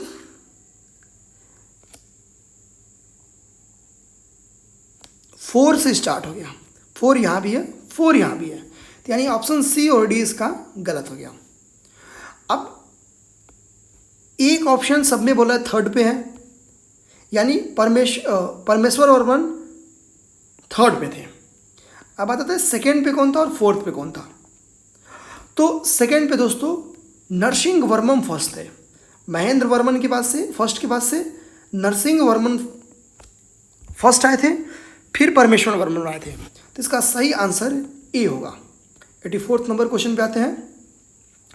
ये बहुत बकवास टाइप का क्वेश्चन था और रानियों के नाम बताने थे। हालांकि इसमें एक रानी बहुत इंपॉर्टेंट और बहुत नामी है, कुमार देवी। तो अगर हमको केवल एक रानी का नाम कुमार देवी जो कि चंद्रगुप्त के साथ लिंकेज है, तो अगर ये पता रहता तो ऑप्शन मिल जाता और सही हो जाता। हालांकि बाकी में समस्या थी, अच्छा था कि इसका ऑप्शन एक से ही मिल गया। तो चंद्रगुप्त का कुमार देवी इसी से मिलाते हैं, मिल जाएगा। बाकी हम लोग समझ लेते हैं कि समुद्रगुप्त की रानी का नाम था दंता देवी, उसके बाद से चंद्रगुप्त द्वितीय की रानी का नाम था कुबेर नाग, कुमारगुप्त प्रथम अनंत देवी नाम था। नेक्स्ट 85 नंबर क्वेश्चन, समाचार पत्र और संस्थापक। हम लोग ऑलरेडी न्यू इंडिया पढ़ चुके हैं, किसका था, एनी बेसेंट का था। ठीक है, तो हम लोग एक चीज़ को तो लेके एकदम तैयार है भैया कि न्यू इंडिया कम से कम बी ऑप्शन के लिए हम लोग पहले ही पढ़ दिए हैं कि कॉमनवेल्थ और न्यू इंडिया ये इनका है, तो ये तो सही ऑप्शन है। अल हिलाज मौलाना अब्दुल कलाम आज़ाद का है, तो सही है। संवाद कौमुदी राजा राम मोहन राय का है, तो वेरी इंपॉर्टेंट है राजा राम मोहन राय। राजा राम मोहन राय के बारे में थोड़ा सा पढ़ भी लेंगे, ये यूपीपीसीएस के लिए इंपॉर्टेंट हो सकते हैं। तो अब बचा सी, तो इसका सही ऑप्शन सी हो गया कि तहजीब उल अखलाक, ये जिन्ना का नहीं बल्कि ये सैयद अहमद खान का है, सैयद अहमद खान का है। 86 नंबर क्वेश्चन, दो सीरीज है। पहले में कह रहा है ताजुल मासिर, सेकंड में कह रहा है खजाइन उल फुतू, थर्ड में कह रहा है तारीख है मुबारक शाही और फतवा है जहानदारी। अब तक हमको मेडवल का ये सेकंड क्वेश्चन मिला, एक ऊपर मेडवल और भी मिल चुका है। तो देखते हैं इस 86 नंबर क्वेश्चन में। तो इस 86 नंबर क्वेश्चन का ऑप्शन जो सही है वो हम देखेंगे तो ताजुल मासिर जो है, ताजुल मासिर वो हसन निजामी का है, हसन निजामी का है। यानी दो का एक से रिलेटेड संबंध हो गया। तो लेकिन एक में तो तीन है, ऑप्शन केवल डी गलत हुआ।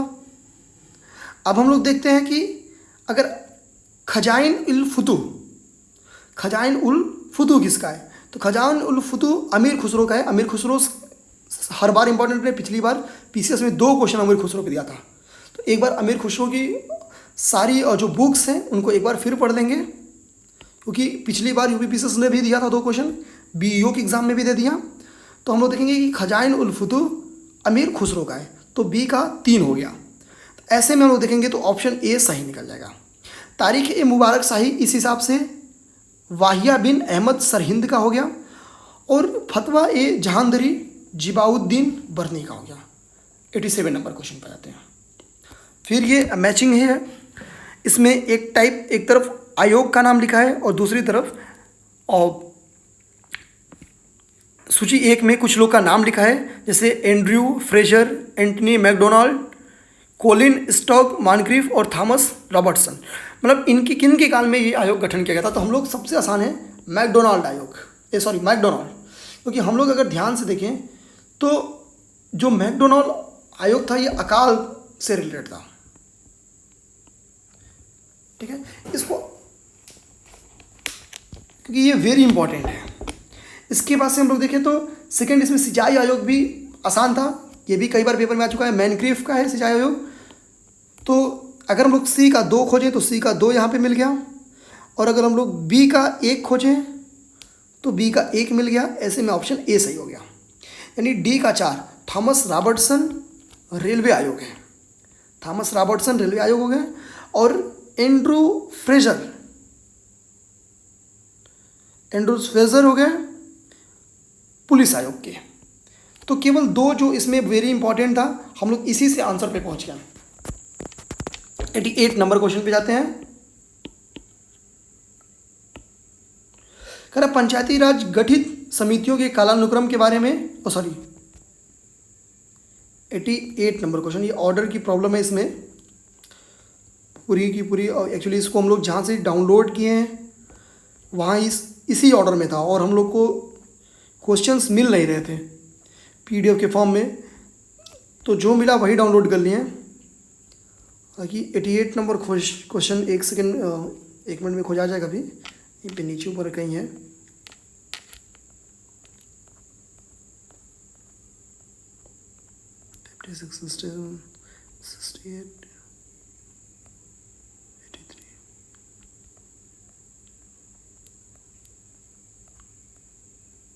एटी 88 नंबर क्वेश्चन, ये भी कथन और कारण पे क्वेश्चन है। कारण नीचे 2 कथन दिए गए हैं और उसका एक रीज़न दिया गया है। कारण आर्य समाज आंदोलन ने हिंदुओं में आत्मविश्वास और आत्मनिर्भरता प्रदान किया, तो बिल्कुल सही है। ये हिंदू के उत्थान से रिलेटेड एक मूवमेंट भी था, हम कह सकते हैं, तो पहला तो सही है। सेकंड कह रहा है कि आर्य समाज आंदोलन ने श्वेत जाति की श्रेष्ठता में विश्वास की जड़ों को कमजोर किया, तो बिल्कुल सही। श्वेत जाति मतलब जो इंग्लिश लोग थे उनके लिए, तो बी भी सही है, लेकिन ये सही एक्सप्लेनेशन नहीं करता, इसलिए ऑप्शन इसका बी सही होगा। नेक्स्ट क्वेश्चन लाला लाजपत राय के बारे में पूछ रहा है। कह रहा है कि प्रारंभ में वे असहयोग नीति के पक्ष में थे, परंतु बाद में वो गांधी के पक्ष में हो गए, तो ये सही है। लाला लाजपत राय पहले गर्मपंथी के थे, लेकिन जब गांधीयन मूवमेंट के रिजल्ट दिखने लगे तो वो गांधी के पक्ष में धीरे धीरे आना शुरू हो गए थे, तो ये सही है। सेकेंड नंबर क्वेश्चन कह रहा है कि स्वराज पार्टी के गठन में लाला लाजपत राय भी शामिल थे, तो स्वराज पार्टी के गठन में लाला लाजपत राय शामिल थे, तो ये सही है। लाला लाजपत राय शामिल थे, इसका दोनों सही है। थोड़ा सा हम लोग स्वराज पार्टी होमवर्क कर लेते हैं, ये पीसेस के लिए वेरी इंपॉर्टेंट है। स्वराज पार्टी का गठन कब हुआ, किस कारण हुआ और कौन कौन से लोग शामिल थे, इस चीज को हम लोग देख लेंगे। विलय का सिद्धांत पूछ रहा कि ऑर्डर, ये भी रिपीटेड क्वेश्चन है, मतलब बहुत सारे रिपीटेड क्वेश्चन इस बार आए हैं। 90 क्वेश्चन नंबर कह रहा है कि सतारा, बघाट, झांसी और उदयपुर में ऑर्डर हमको दिखाना है। तो हमको पता है, सबसे पहले सबको पता है कि सतारा पहले हुआ था, 1848 में हुआ था। बघाट उसके बाद से 1815 में हुआ था। उदयपुर 1852 में हुआ था और झांसी 54 में हुआ था। अरेंज अगर हम करें तो सतारा पहले करेंगे यानी 1, बघाट को फिर करेंगे यानी 3, 1 के बाद 3, और ऑप्शन मिल गया सी। नेक्स्ट है 91 नंबर क्वेश्चन भी बहुत आसान क्वेश्चन है, कई बार पेपर में आ चुका है और इसका सही है ऑप्शन ए कि जो पारिश्रमिक मूल्य होता है, उचित और पारिश्रमिक मूल्य गणने का, वो आर्थिक मामलों की कैबिनेट मंत्री घोषित करती है। ये भी रिपीटेड क्वेश्चन है। 115 नंबर क्वेश्चन पे आते हैं, 92 नंबर क्वेश्चन पे आते हैं।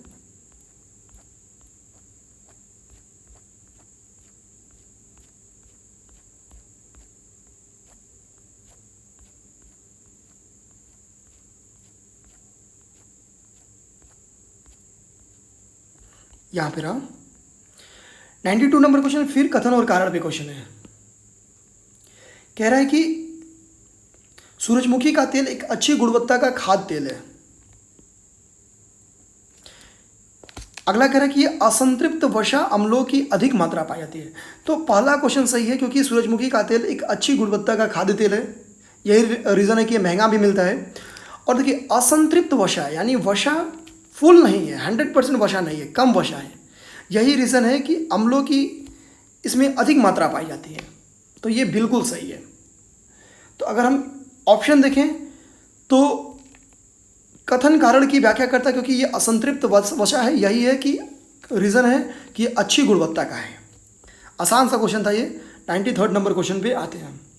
रिजर्व बैंक ने 5 दिसंबर 2019 को रेपो और रिवर्स रेपो दर घोषित किया। तो एक्चुअली इसका सही आंसर है सी। रेपो रेट जो है वो 5.15 था और रिवर्स रेपो रेट जो था वो 4.9 था। अब दोस्तों यहाँ पे होमवर्क कर लेते हैं कि रेपो रेट क्या होता है और रिवर्स रेपो रेट क्या होता है। ये हम लोग यूपीपीसीएस 2020 के लिए तैयार रहते हैं। नेक्स्ट क्वेश्चन 94 कई बार आ चुका है पेपर में, रिवीजन क्वेश्चन है कि उपभोक्ता मूल्य सूचकांक, ठीक है, कंज्यूमर प्राइस इंडेक्स यानी जो सीपीआई है, इसका अगर हम लोग सीधे ऑप्शन पे जाएं तो कह रहा है कि भारतीय रिजर्व बैंक आरबीआई द्वारा मौद्रिक नीति बनाते समय इसका प्रयोग मुद्रास्फीति के मापन हेतु किया जाता है। तो दोस्तों यही इसका गलत है। आरबीआई सीपीआई का यूज़ नहीं करती है मुद्रास्फीति के मापन में। ये कई बार पेपर में क्वेश्चन आ चुका है। 3 को अगर हम लोग काट देंगे तो ऑप्शन ए सही है, क्योंकि ऊपर का दोनों सही है। सीपीआई ये वस्तु एवं सेवा दोनों के मूल्यों को की गणना करता है। इसकी गणना आर्थिक सलाहकार का कार्यालय ओईए औद्योगिक नीति एवं प्रोन्नति विभाग द्वारा किया जाता है। तो ये दोनों सही है। सॉफ्टवेयर एवं बिजनेस प्रोसेस आउटसोर्सिंग उद्योग का सबसे बड़ा केंद्र उत्तर प्रदेश में निम्नलिखित शहरों में से किस में स्थित है? सॉफ्टवेयर और बिजनेस प्रोसेस आउटसोर्सिंग उद्योग, ठीक है। तो दोस्तों इसका सही उत्तर है नोएडा, क्योंकि उनको पता है कानपुर चमड़ा उद्योग के लिए, तो उसके बाद से बचा नोएडा ही ऐसा लग रहा था जो ऑप्शन में हो सकता है, और इसका सही आंसर भी है नोएडा। 96 उत्तर प्रदेश के निम्नलिखित क्षेत्रों में से किसमें अन्ना प्रथा उस क्षेत्र के कृषि एवं वानिकी के विकास के लिए अभिशाप है? अन्ना प्रथा, क्वेश्चन पढ़ेंगे अन्ना प्रथा। तो यह है, इसका ऑप्शन है बुंदेलखंड। अब एक बार अन्ना प्रथा थी क्या, इसको गूगल करके समझ लेंगे यूपीपीसीएस 2020 के लिए। 97 नंबर क्वेश्चन पे आते हैं, जिला और लोकप्रिय उत्पाद। तो अभी हम लोग ऊपर इसको याद कर लें अगर, तो औकर सुमेलित नहीं है, तो प्रतापगढ़ का अमरूद जेली कह रहा है, यही गलत है। हम लोग को पता है कि इस बार के यूपीपीसीएस के टॉपर जो हैं वो प्रतापगढ़ के हैं, और उनकी इंटरव्यू में क्वेश्चन भी, मॉक इंटरव्यू में एक क्वेश्चन भी था कि, तो वो उनसे क्वेश्चन ही आंवले पे पूछा गया था। तो प्रतापगढ़ का जो है वो आंवला है, तो ये हमको पता था, ये बहुत आसान क्वेश्चन था, यही ऑप्शन गलत है। 98 अगरिया, बैगा और भुइया अनुसूचित जनजातियां उत्तर प्रदेश के निम्नलिखित में से किस जिलों में निवास करती हैं? तो सोनभद्र में करती हैं, सोनभद्र में करते हैं। नेक्स्ट क्वेश्चन 99,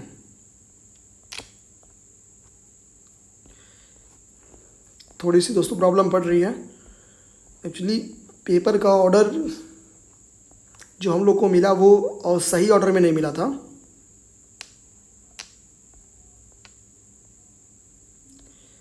कौन 99 नंबर क्वेश्चन करना है?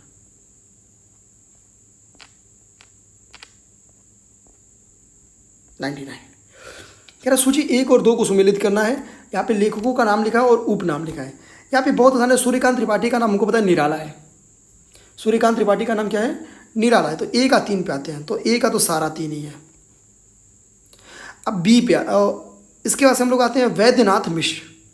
वैद्यनाथ मिश्र ये भी एक आसान सा था, क्योंकि नागार्जुन जो है वो एज अ साइंस से ही रिलेटेड माने जाते हैं, इसलिए वैद्यनाथ मिश्र को इनकी उपाधि दी गई थी। तो नागार्जुन मिश्र, नागार्जुन, ठीक है। तो हम लोग सी का 2 कर सकते हैं, तो सी का 2 एक ही जगह है और ऑप्शन सी सही हो गया। तो हम लोग समझ सकते हैं वैद्यनाथ मिश्र का जो उपनाम था वो नागार्जुन था। 100 नंबर क्वेश्चन, निम्नलिखित में से कौन फॉस्फेटिक जैव उर्वरक है? फॉस्फेटिक जैव उर्वरक है तो दोस्तों बेस्कुलर, अर्बुस्कुलर, माइकोराइजा इसका सही आंसर है। यह फॉस्फेटिक जैव उर्वरक है। 101 नंबर क्वेश्चन, गायक और गायन शैली विधा सुमेलित नहीं है, ये बताना है। तो दोस्तों इसमें राजन साजन मिश्र ध्रुपद टप्पा से हैं, तो सही है। बड़ी मैना ठुमरी टप्पा से हैं, ये भी सही है। अंबाजी चतुर्वेदी ध्रुपद, ये भी सही है। ऑप्शन बी इसका गलत है फिर, तो इसका सही ऑप्शन होगा बी। 102 पे क्वेश्चन आते हैं स्वच्छ भारत मिशन के संदर्भ में। कह रहा स्वच्छ भारत मिशन संपूर्ण समुदाय के सामूहिक व्यवहार परिवर्तन पर केंद्रित है। तो पहला आसान सा है, सही है, संपूर्ण समुदाय के लिए होगा। अधिकांश लोगों के लिए खुले में शौच करना उनके नियमित प्रातःकाल भ्रमण फसलों की देखभाल और सामाजिकता का हिस्सा है। तो हम लोग देखेंगे विलेज में, हमारे गांव में ऐसा ही देखने को मिलता है, इसलिए ऑप्शन बी 2 भी सही है। तो 1 और 2 यानी सी ऑप्शन सही हो गया। 103 नंबर क्वेश्चन पे आते हैं। कह रहा है ग्रीष्म के संदर्भ में बताना है। 103 नंबर क्वेश्चन ग्रीष्म के संदर्भ में बताना है। तो पहला कह रहा है कि ग्रीस में कैटरीना साकेलारोपोलू को देश के इतिहास में पहली महिला राष्ट्रपति चुना गया। तो ये सही है, और ये इसलिए फेमस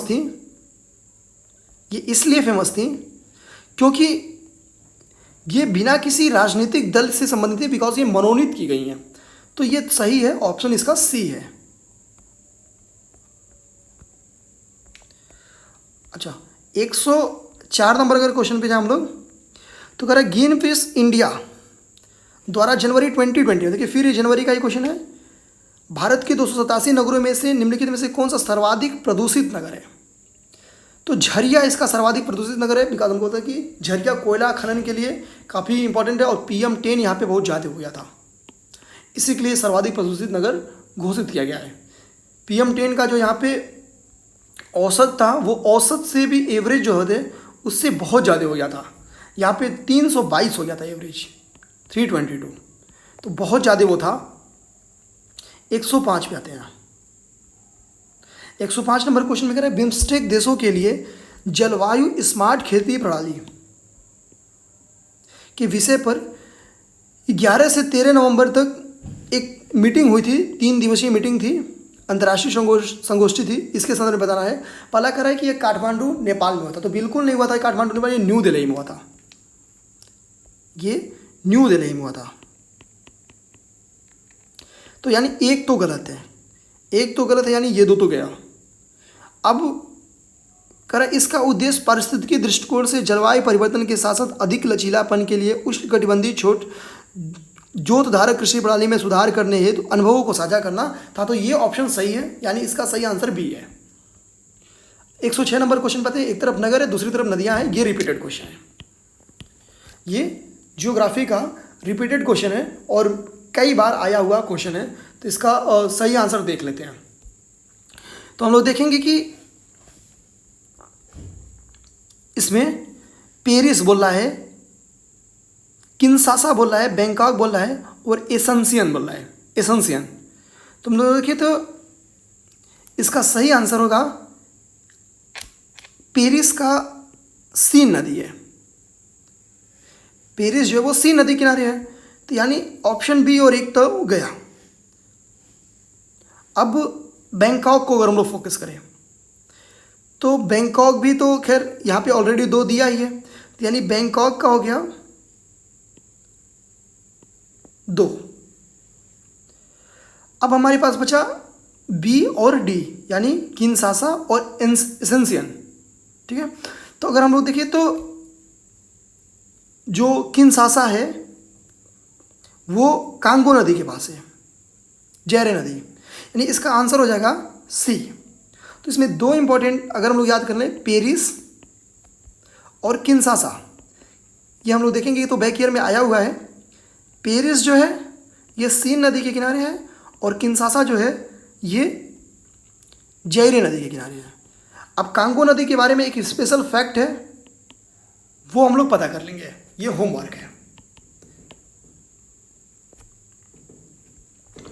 107 नंबर क्वेश्चन पे आते हैं, और ये भी रिपीटेड क्वेश्चन है,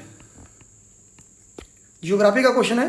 हमको पता है इसका सबसे आसान है होक्काइडो, होन्शु, शोकोकू और क्यूशु। ऑर्डर लिखना था 4 द्वीपों का, उत्तर से दक्षिण, यानी नॉर्थ से साउथ माना था। तो सबसे नॉर्थ में होक्काइडो है और लास्ट में क्यूशु है। जो नागासाकी है वो इसी क्यूशु में है, नागासाकी। 108 नंबर क्वेश्चन पे जाते हैं, ये भी कथन और कारण का क्वेश्चन है। विश्व के अधिकांश उष्णमंडलीय 15 से 30 डिग्री उत्तरी और दक्षिणी अक्षांश के मध्य महाद्वीपों के पश्चिमी किनारे पर स्थित है। रीजन बोला व्यापारिक पौने जैसे जैसे पश्चिम की ओर जाती हैं, नमी एवं आर्द्रता की कमी होती जाती है। तो दोस्तों इसका कथन भी सही है, इसका कारण भी सही है, और कारण सही व्याख्या भी करता है, क्योंकि अगर नमी एवं आर्द्रता की कमी हो जाएगी तो बारिश नहीं होगी, बारिश नहीं होगी तो मरुस्थल तैयार हो जाएंगे। तो ऑप्शन 1 सही है। और 108 नंबर हो गया। इस तरह से हम लोग अगर 109 नंबर यहाँ पे है परियोजना एवं नदियाँ। नेक्स्ट है परियोजना एवं नदियाँ। इसका हम लोग देखें तो उकई, जय कावड़ी, मयूराक्षी और खडकवासला। तो हम लोग देखेंगे अगर उकई को देखें तो उकई जो है वो तापी नदी की परियोजना है, तापी नदी की परियोजना है। अब हमारे पास ये दो ऑप्शन तो गया सी और डी, तो बी का एक भी हो गया, यानी जय कावड़ी गोदावरी की हो गई। जय कावड़ी किसकी हो गई? गोदावरी की। अब मयूराक्षी वो इंपॉर्टेंट है, तो मयूराक्षी को अगर देखें तो जो मयूराक्षी है ये मूथा नदी की परियोजना है, तो यानी इसका ऑप्शन सही हो गया ए। दोस्तों जो अन्य नदी परियोजनाएं हैं इस बार वेरी इंपॉर्टेंट है, तो इस बार इसको जियोग्राफी में देख के जरूर जाएंगे। नेक्स्ट कोयला क्षेत्र, और ये इस बार हम देखेंगे इकोनॉमिक जियोग्राफी से बीओ में 4 क्वेश्चन आया है। इकोनॉमिक जियोग्राफी यूपीपीसीएस में भी खूब पूछ रहा है, तो ध्यान देंगे इस बार। कोयला क्षेत्र और अवस्थिति, तो हम लोग देखें तो इसमें माकूम, नामचिक, गिरिडीह और सोलापुर दिया है। तो जो माकूम है ये असम का है, माकूम जो है वो असम का है, क्योंकि हम असम में देखेंगे तो माकूम, नजीरा, ये कुछ कोयला क्षेत्र वहाँ पे मौजूद है। अब ये ऑप्शन डी गलत हो गया इसका। अब अगर हम लोग बी का देखें तो बी का सही है अरुणाचल प्रदेश, यानी नामचिक का है अरुणाचल प्रदेश। तो अरुणाचल प्रदेश की अन्य अगर हम लोग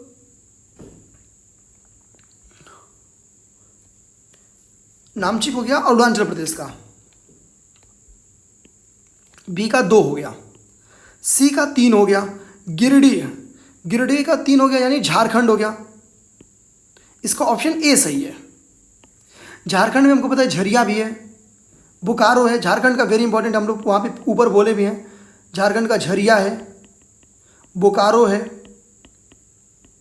धनबाद है, तो ये इंपॉर्टेंट है। ऊपर एक क्वेश्चन यहाँ से और भी आ चुका था। 11th 111 नहीं करेंगे, मैथमेटिक्स से 12 नहीं करेंगे, 13 नहीं करेंगे, 14 नहीं करेंगे, 115 नंबर क्वेश्चन पे आते हैं। तो कह रहा निम्नलिखित में से कौन सा राज्य धारणीय विकास लक्ष्य सूचकांक 1920 में, धारणीय लक्ष्य शीर्ष 5 राज्यों की सूची में नहीं है। नेक्स्ट क्वेश्चन कह रहा है कि कौन सा धारणीय विकास लक्ष्य के शीर्ष 5 राज्यों में नहीं है, तो ऑप्शन है गुजरात, ऑप्शन है गुजरात। क्योंकि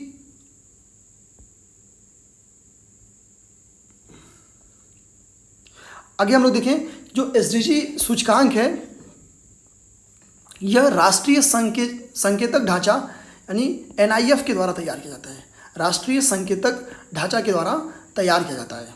बेसिकली इसमें 100 संकेतक होते हैं, इसमें 4 लेयर तैयार किया जाता है, 4 लेयर।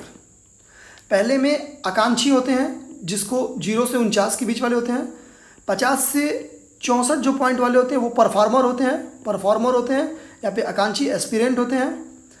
जो 65 से 99 वाले होते हैं वो फ्रंट रनर होते हैं, और जो 100% होते हैं, 100 मार्क्स पे होते हैं, वो अचीवर होते हैं। तो केरल 70 मार्क्स के साथ टॉप पे, इसमें 70 के साथ टॉप पे है, यानी 70 के साथ टॉप पे, तो हम कह सकते हैं कि केरल फ्रंट रनर में शामिल है। सेकंड में हिमाचल प्रदेश है, ये 69 है, तो हम कह सकते हैं हिमाचल प्रदेश भी फ्रंट रनर में है। जब केरल टॉप पे है और इसके मार्क्स 70 आए हैं, यानी हम कह सकते हैं अचीवर्स में कोई नहीं है, तो ये चीज़ ध्यान देंगे। 116 नंबर क्वेश्चन करा, नीचे दिए गए क्रेडिट रेटिंग एजेंसियों पर विचार कीजिए, इन्हें कालानुक्रम के हिसाब से अरेंज करना है। तो इसको देखते हैं हम लोग। तो पहला कह रहा है कि कृषि और पहला केयर इकरा और क्रिशिल। तो हम लोग देखें तो क्रिशिल है, इसकी स्थापना 1987 में हुई थी। जो इकरा है इसकी स्थापना 1991 में हुई थी, और जो केयर है इसकी स्थापना 1993 में हुई थी। जो क्रिशिल है ये भारत की सबसे बड़ी रेटिंग एजेंसी है।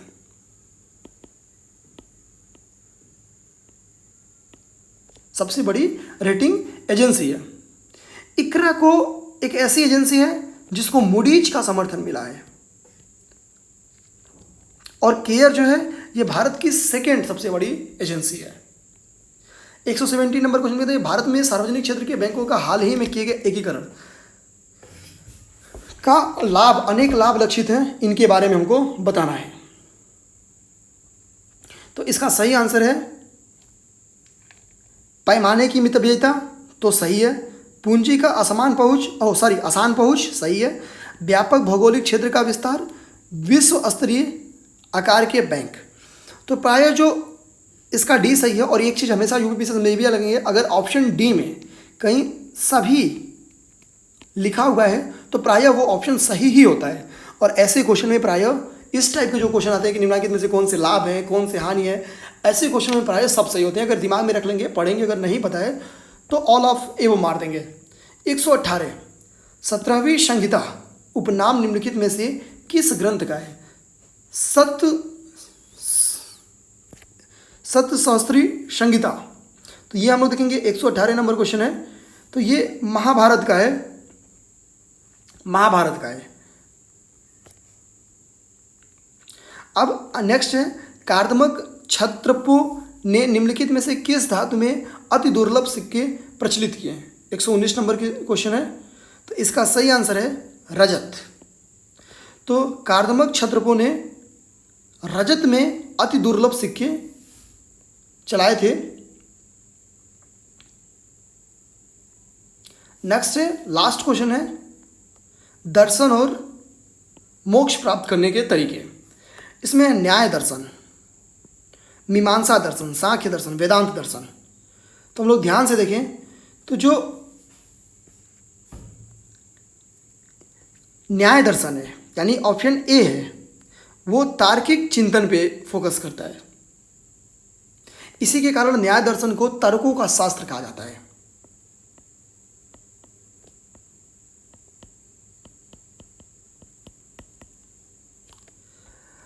यानी ऑप्शन सी और डी गलत हो गया। अब हम लोग आगे आते हैं